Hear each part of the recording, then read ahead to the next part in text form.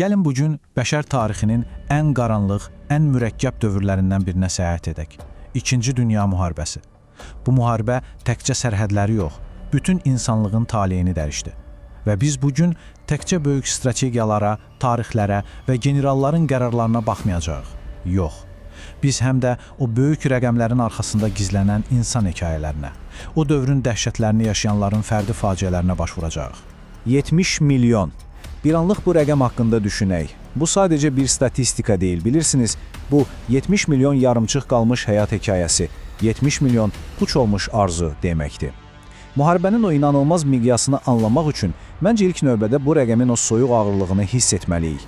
Çünki o rəqəmin içindəki hər bir əslində bir insanıdır, bir ailə idi, bir dünya idi. Baxın, o 70 milyonluq soyuq statistikadan bir anlıq bir əskərin dilindən çıxan bu tək cümləlik reallığa inirik.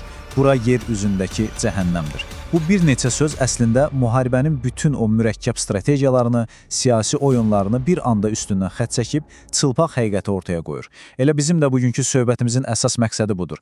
Generalların xəritədə çəkdiyi oxlarla səngərdəki əskərin gözündəki o dəhşət arasındakı o dərin uçurumu anlamağa çalışmaq. Yaxşı, bəs necə oldu? Necə oldu ki, bütün bir dünya bu cəhənnəmin içinə sürükləndi? Gəlin indi biraz geriyə gedək və o fırtınanın necə yavaş-yavaş toplandığını, bəşəriyyətin addım-addım uçurumun kənarına necə gəldiyini anlayaq. Bilirsiniz, heç bir müharibə bir gecədə başlamır.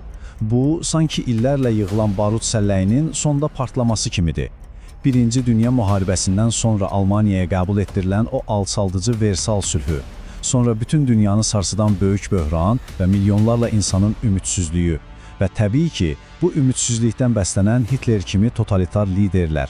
Bütün bunlar bir-birinə bağlı halqalar kimi Avropanı fəlakətə aparan bir zəncir yaratdı. Və bütün bunlar baş verərkən dünya nə edirdi? Sadəcə izləyirdi. Hitler sanki hər addımda beynəlxalq ictimaiyyətin nəbzini yoxluyurdu. Rheinland, səs çıxmadı. Yaxşı, bəs Avstriya? Yenə sükut. Sudet? Yenə güzəşt. Atılan hər addım, edilən hər güzəşt ona sanki davam et siqnalı verirdi. Fırtına getdikcə yaxınlaşırdı, amma nədənsə heç kim çətirini açmaq istəmirdi. Və nəhayət, o fırtına qopdu. Almaniyanın dünyaya təqdim etdiyi yeni və dəhşətli bir müharibə taktikası bütün Avropanı şoka salacaqdı. Blitzkrieg. Və budur. 1 sentyabr 1939-cu il. Artıq sözün bitdiyi, diplomatiyanın tamamilə iflas etdiyi bir an.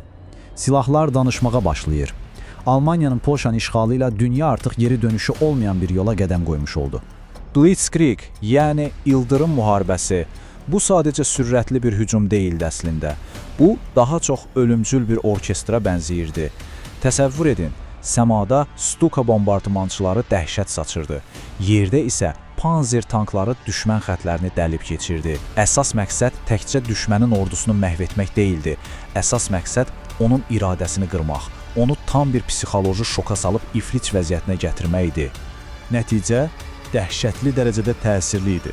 Baxın, bir ildən belə az bir vaxtda Polşa, Danimarka, Norveç, Hollandiya, Belçika və hətta nəhəng Fransa hamısı bir-birinin ardınca Alman müharibə maşınının qarşısında diz çökürdü. Bütün dünya nəfəsini tutaraq bu inanılmaz sürətə və dağıdıcı gücə tamaşa edirdi.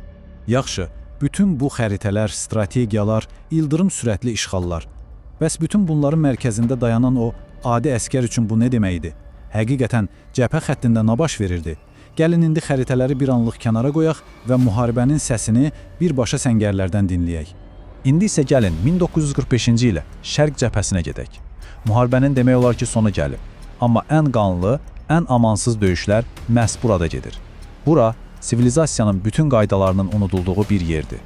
Təsəvvür edin, cəbhəyə yeni gəlmisiniz, hələ gəncsiniz, bəlkə də ürəyinizdə ideallar var və sizi qarşılayan təcrübəli bir əskərin ilk cümləsi bu olur. Bura uşaq yeri deyil, hələ başa düşməmsən, bax bura məsumiyyətin öldüyü, bütün o idealların palçığa qarışdığı bir yer idi. Və burada artıq düzgün və ya səhv anlayışları demək olar ki, yox idi. Yalnız sağ qalmaq instinkti var idi. Ona görə də onları elə yerindəcə güllələməliydin kimi bir cümləni eşitmək çox normal idi. Bu, sivil dünyanın bütün əxlaq normalarının necə buxarlandığını göstərən ən bariz nümunədir. Çünki oradakı amansız reallıq bu idi. Buradakı həyat can qurtarmaq deyil, can almaq üçündür. Müharibə insanı özünün ən ibtidai, ən çılpaq formasına qaytarırdı. haradakı sağ qalmaq üçün öldürməkdən başqa çarə qalmırdı. Amma bu qədər qəddarlığın, bu qədər dəhşətin içində belə bəzən insan ruhu fəryad edirdi. İçərdən gələn bir səs pısıldayırdı: "Mən bunun üçün yaradılmamışam. Mən qatil deyiləm." Və bəlkə də müharibənin ən böyük faciəsi ilə budur. O təkcə bədənləri deyil, həm də insanın ruhunu, kimliyini öldürürdü. Yaxşı, səngərlərdə bu fərdi faciələr yaşanarkən qlobal şahmat taxtasında vəziyyət necə idi? Artıq oyunun gedişatı dəyişməyə başlamışdı. O məğlub edilməz görünən Alman müharibə maşını çatırdamağa başlayırdı. Gəlin baxaq, bu necə baş verdi? Hər şey bir anda olmadı, əlbəttə. Bir neçə kritik an var idi. Məsələn, Britaniyanın səmada göstərdiyi o inadkar müqavimət. Almanlar hava üstünlüyünü ələ keçirə bilmədi və bu İngiltərənin işğalını mümkünsüz etdi. Sonra SSRİ-yə hücum, yəni Barbarossa əməliyyatı. Hitler bununla özünü bitib tükənməyən bir müharibənin içinə atdı. Və əlbəttə Pearl Harbor. Amerika oyuna daxil oldu və onun o nəhəng sənaye gücü hər şeyi dəyişdi. Stalingraddakı o fəlakətli məğlubiyyət və Normandiya çıxarması isə artıq nasist Almaniyası üçün sonun başlanğıcı deməkdir. Və beləliklə son pərdəyə yaxınlaşırıq. Bir zamanlar bütün Avropanı, hətta bütün dünyanı titrədən imperiyaların necə sürətlə, dramatik bir şəkildə çökdüyünü izləməyin vaxtıdır. 1945-ci il. Tarixin gedişatını əbədi olaraq dəyişən bir neçə ay. Aprelin 30-u Hitler öz bunkerində intihar edir. Cəmi bir həftə sonra, mayın 8-i Almaniya təslim olur və Avropada müharibə bitir. Amma dünya hələ tam sülhə qovuşmamışdı. Avqustda bəşəriyyət atom bombasının dəhşəti ilə tanış olur. Əvvəlcə Hiroşima, sonra Nagasaki. Və nəhayət sentyabrın 2-si Yaponiyada təslimiyyət sənədini imzalayır və 2-ci Dünya müharibəsi rəsmən sona çatır. Bəli, kağız üzərində müharibə bitdi, sülh müqavilələri imzalandı. Amma əsl sual bu deyilmi? O dəhşətləri yaşayan insanlar üçün müharibə həqiqətən bitdimi? Səngərlərdən sağ çıxan bir əskər o səngəri həqiqətən geridə qoya bildimi? Bəlkə də 2-ci Dünya müharibəsinin bizə öyrətdiyi ən acı dərs elə budur. Müharibələr rəsmi tarixlərdə bitir, amma insanların yaddaşında və ruhunda əbədi olaraq davam edir.